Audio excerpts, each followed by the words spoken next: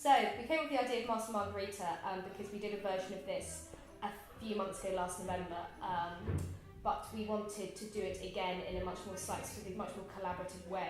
And at the after party, really the reason Alex got involved, but at the after party I, slightly drunk, kind of went up to him, my arms wide open and went, "We should do this again, but in a church in a graveyard." And the most surprising thing is that we now actually are. That's actually happening.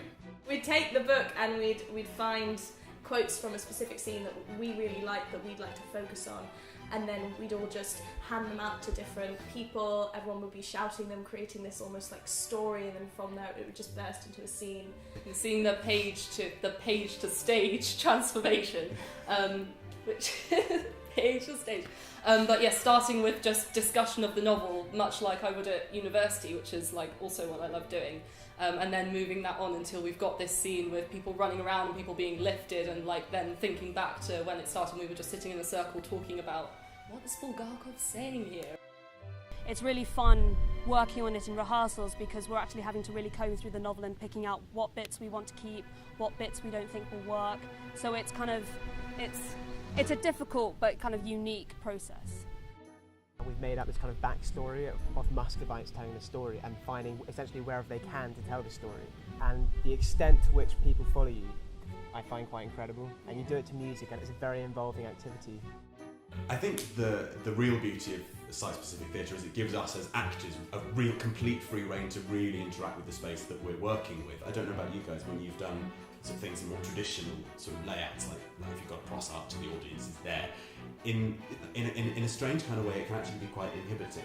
Whereas now, we can completely engage with the space, and actually, I think with the audience on a slightly bigger level.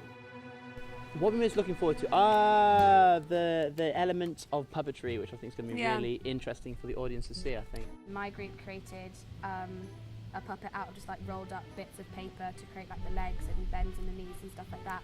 We made him walk upstairs and sit on James's lap.